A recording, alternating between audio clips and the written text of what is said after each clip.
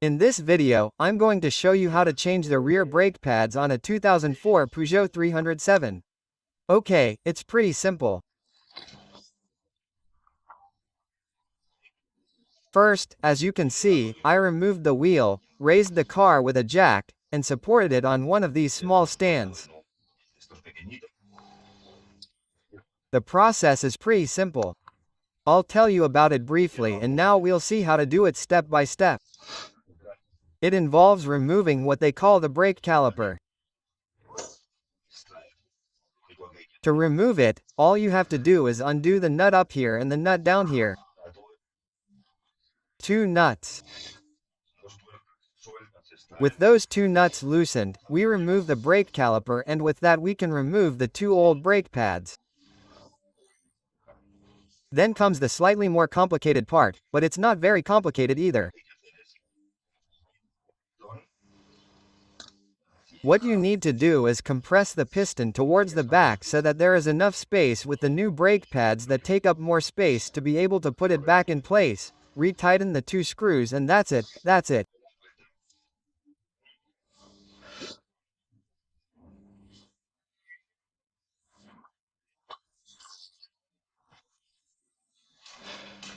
To do this, it is always advisable when you have to retract the brake piston to leave the brake reservoir cover open so that the brake fluid can flow back a little while we retract the piston.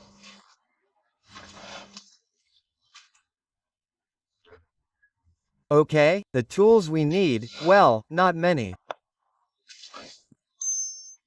First, with this 13 hexagonal wrench and a 15 to hold the nut, and with this untighten the lock nut, that is, tighten it. Lock nut, leave the lock nut in place and tighten the nut. Untighten the nut. The new set of pads. This is the new set of pads. Pellet for the 30 recommended by the TRV brand. This is the original, the TRV. Okay, as you can see, the two pads are new, as are the two pad holders that are also new. It wouldn't be necessary to replace them because the ones that are left are fine, but anyway, since they come in the box itself. The box comes with 4 pads, 2 on one side and the other 2 on the other side at the rear, okay? And as well as a special element to retract the piston of the rear brake caliper. The rear brake pads on cars are always a bit more complicated to change than the front ones, because the front ones, even if we don't have this little device to retract the pistons, we can simply apply a little force with a screwdriver to retract them. The problem with the rear ones is that in addition to retracting them to one side, they also turn, that is, as they retract, they turn. So that's quite complicated with the screwdriver. That's why this tool is useful, which is a multi-purpose tool for various cars. Each of these discs that there are, you see, would work for different car brands. The most common one is this one, number 7, which in this case also works for Peugeot, it works for Volkswagen, it works for a lot of brands. It's very, very simple. You take this accessory here, you put it in here.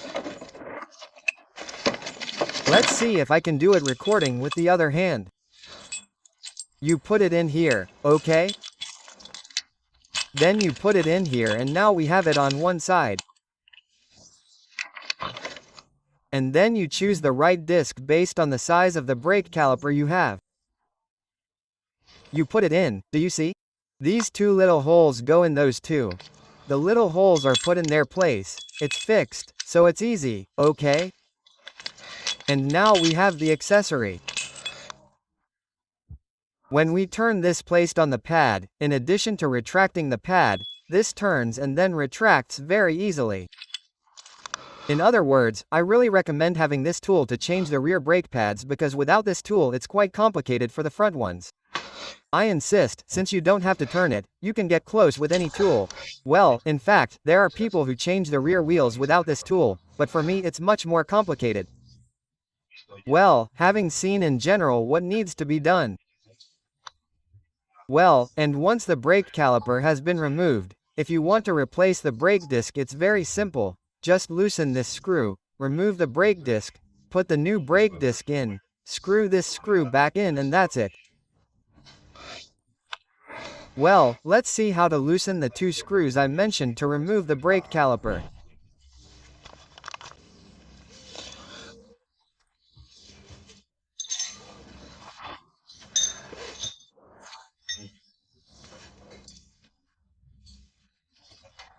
Well, to loosen or remove the caliper screw, with a 15mm lock nut we hold the lock nut, and with this ratchet we loosen it, and then the screw is a bit long, it takes a little while, but anyway, the rest comes out by hand.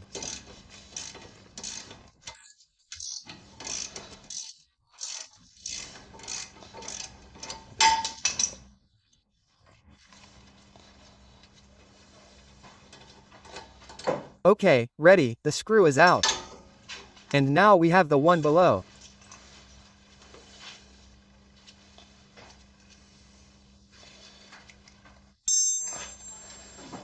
God, I've already released the caliper and now we're going to move it a little bit, okay? And it'll come out. Sometimes you have to use a screwdriver.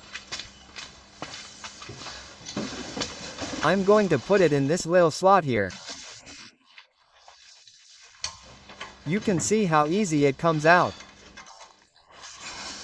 And on the other side too. And with this we'd have it out. Sometimes it's a little harder, but come on, that's it.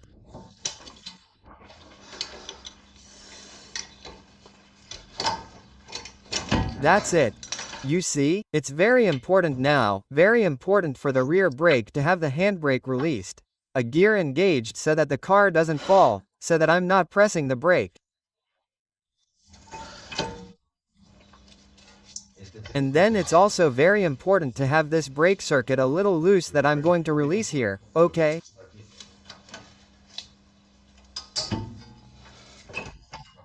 So when we apply pressure here, when we apply pressure, it doesn't break, okay? So, let's see. Well, as you can see, we've already removed the caliper. Here we have the old pads and that's it. They're removed by pulling on them. That's it, you see? One pad out and the one on the other side out here. And to put them back in, we would have these two. They weren't that worn either, but hey, since I had them new and original and also this one was too crystallized, it's better to put new ones in. Okay, this is what I mean, which is the piston that is now taken out. What you have to do is push it back in as far as it will go so that once we put the pads in, the caliper fits, okay? This piston has to be pushed in. So, when you apply pressure, you have to be careful not to break this, very important. And then we also have to remove this metal here. Do you see? This little piece of metal goes out and the one on top, which is this one here, also goes out downwards and the two new ones that I showed you are put in. Let's do it. I want you to see the difference between the new one, the expressor of the new one. Look, this is the new one, okay? And this is the old one. I'm going to put it here like this so you can see the difference. There is quite a difference. If you can see it, okay, between the new and the old one. In any case, theoretically it shouldn't be changed until it's all used up, and there was quite a bit left here, but I insist, the one on the left side was a little worse. And since I had new pads, I decided to put a new one all over. And also change the brake fluid, which should be done every 2 years. See you, and that's it. Well, now let's see how to retract the piston with the tool I showed you. Okay, I'm going to put the camera on the tripod and we'll see how it's done. Well, as you can see, it's quite simple. First, I turn this nut so that both the part that's going to push and the part that's going to rotate fit.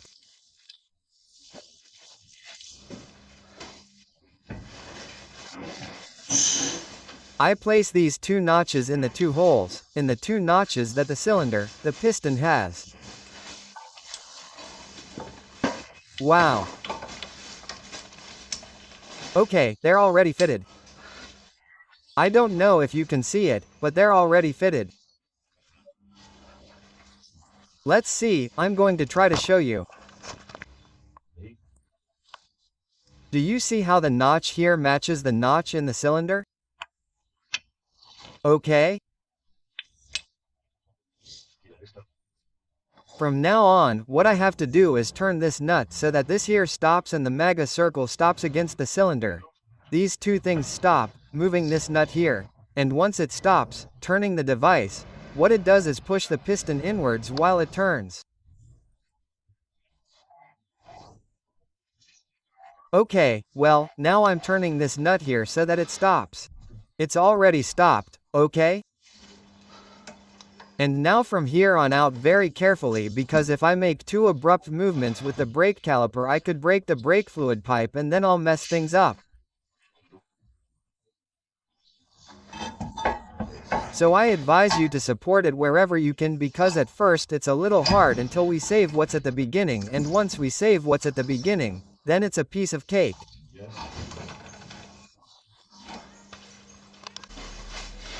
Well, this is a little hard. It's very important to hold the caliper well, and that's it. And you can see how I'm turning it clockwise.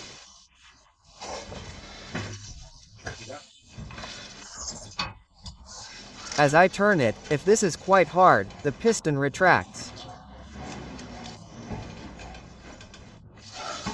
At first it's harder and then it becomes smoother. And as you turn it, you have to keep tightening this screw because it's getting tighter, logically.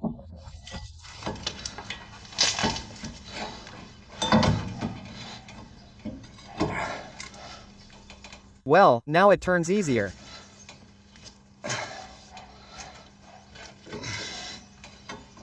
It turns easier and easier.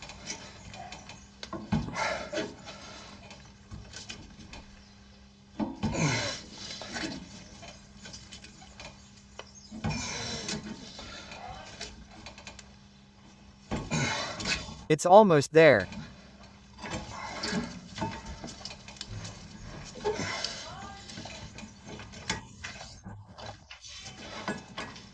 Let's see, I'm going to tighten it a little bit here and we'll continue clockwise. This is the way to turn it, okay? To loosen it, that is, to retract the piston. Now it's quite softer.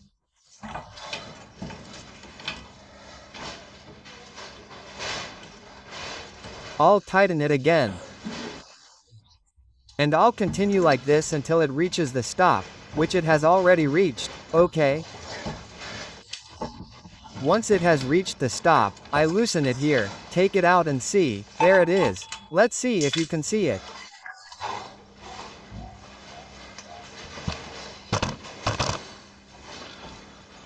Now I have the piston completely inserted.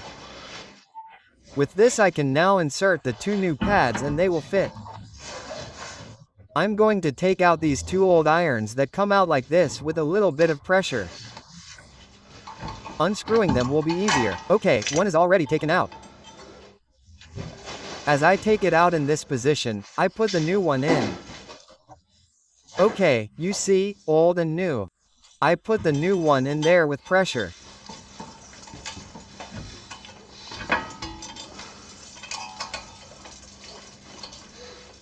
Okay. And the old one too, so it goes in with pressure. Let's take the old and the new one.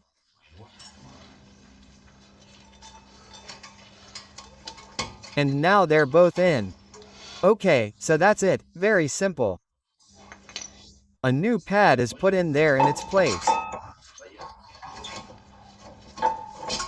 Since I put the new irons in at the beginning, it's a little bit harder, not much more, but a little bit more. There you have it. I put one in and measured the other new one a little. And the other new one. The other new one. See? Very simple. It's put in, it's put in.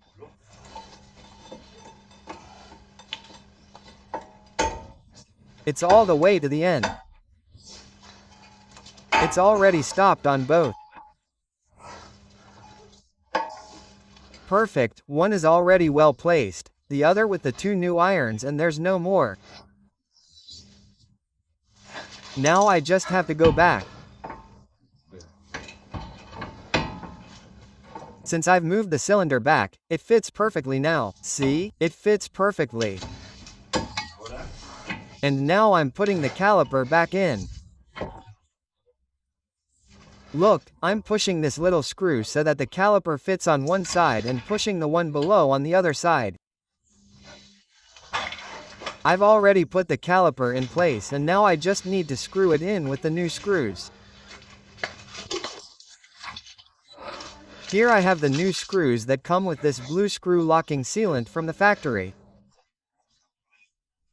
But I'm going to put a little bit of blue elocite on them anyway, it's medium grade. I'm going to put a little bit on them.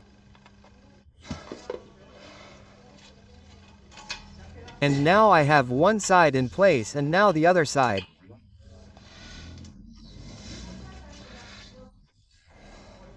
I'm going to put it in here properly, so that it fits well.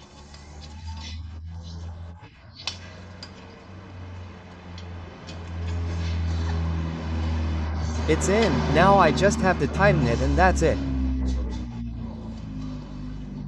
And that's it.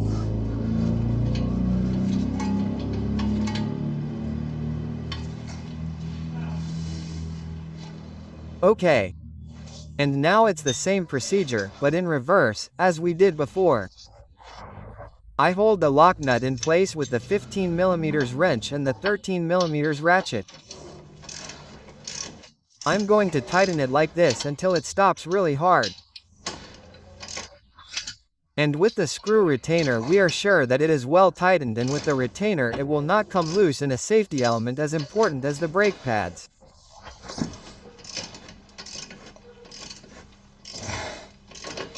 Well, I keep tightening and let's continue.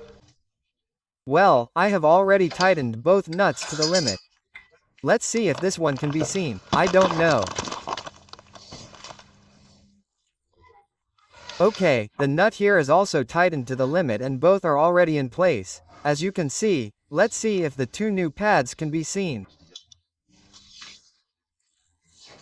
And that's it. Remember that then the only thing left to do is close the cap, check the brake fluid level in the tank, close it, and before operating it, pump it several times until it gains strength.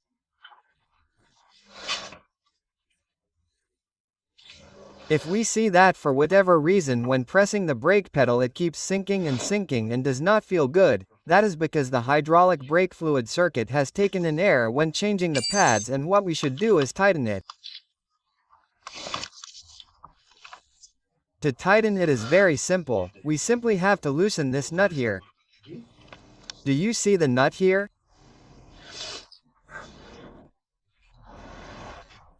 So, an assistant steps on the brake pedal several times, and through this, using a small piece of macaroni, the air would come out along with the brake fluid and it would be refilled as it is pressed.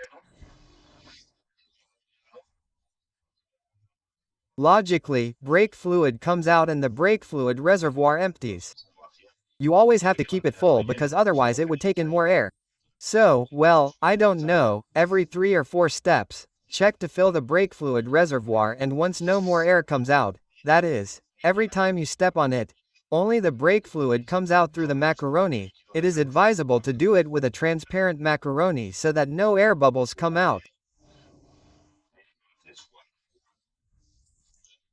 So, when that happens, what the assistant has to do one last time is brake, step on the brake pedal, keep it pressed, and with the brake pedal pressed, tighten the bleeder nut here, and once it is tightened, put this cap here, which is the cap, okay?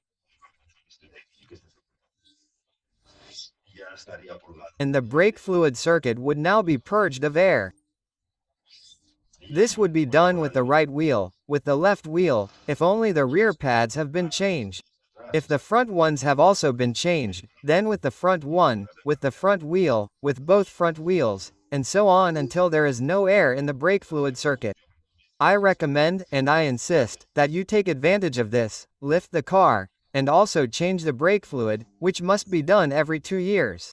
Not everyone does it because it gradually absorbs more moisture. Over time, the brake fluid absorbs moisture and loses efficiency and performance. A .4 brake fluid is very cheap to change the entire car. It costs €6 minus 7 for materials plus a little time to do what I have explained in this review, to do it on all 4 wheels, okay? Until in the case of changing the brake fluid, the procedure would be very easy. Extract all the brake fluid you can from the brake reservoir that we saw was up there in the engine compartment. Extract it with a syringe or a tube. We'll leave it with practically nothing. We'll refill the brake fluid. So, to change it, to replace it permanently, what you have to do is loosen this little nut that bleeds the air from the brake fluid. Then, press it about 10 or 11 times or so and you'll see the old, dark brown fluid coming out of the clear tube. After pressing it several times, the new fluid comes out. The new fluid is yellowish clear. The difference in color is very, very noticeable, okay? From dark brown to yellowish clear. Once only yellowish clear fluid comes out, this duct is purged. Close it, as we said, by keeping the brake pedal pressed, and tighten the nut. This part here would be bled and you would have to do that on all 4 wheels until the new fluid comes out of all 4 wheels. Through the 4 brake caliper bleed screws, you can see how the new fluid comes out of the bleeder, okay. That bleeder is connected, that is, it ends here in a small tank that collects all the old brake fluid. And with this you know how to replace brake pads and change brake fluid. The difference, I repeat, between changing brake pads on the rear wheels and the front wheels is that the entire procedure is the same, except that when you move the brake caliper piston back on the rear wheels, in addition to moving it, I repeat, inwards, it turns, and on the front wheels it only moves inwards. It's easier. And with this we are finished and I hope you find it useful.